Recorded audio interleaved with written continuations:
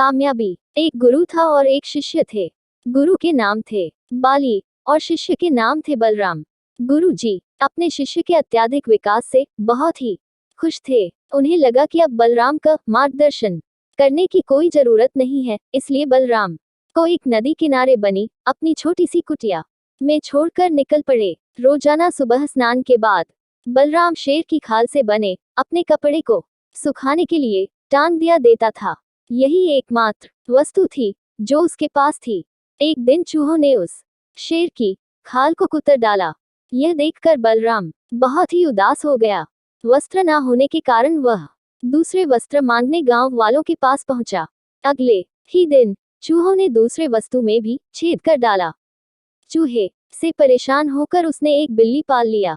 अब उसे समस्या चूहों से तो नहीं थी, लेकिन बिल्ली उसके लिए परेशानी का सबब बन गई।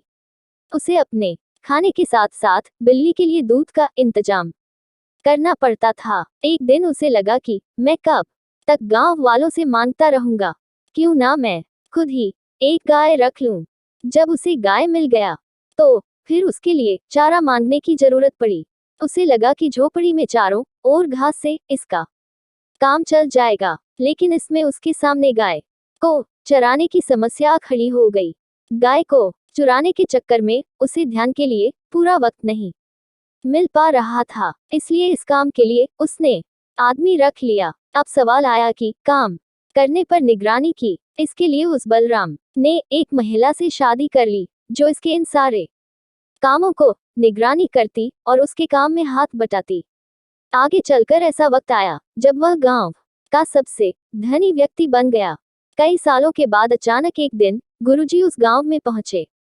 सब कुछ बदला हुआ देखकर वे दंग रह गए। उन्होंने देखा कि जहां कभी कुटिया हुआ करती थी वहां आज एक आलीशान इमारत खड़ी है।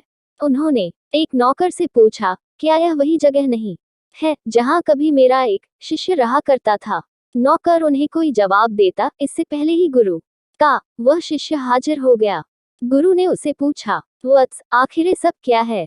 इस पर बलराम ने कहा, आपको विश्वास नहीं हो रहा है ना? लेकिन मेरे पास सिवाय इसके कोई दूसरा तरीका नहीं था कि मैं शेर की खाल को हटा देता। कहानी से हमें यह सीख मिलता है कि छोटी जरूरत या बदलाव के आधार पर बड़े परिणाम मिलते हैं।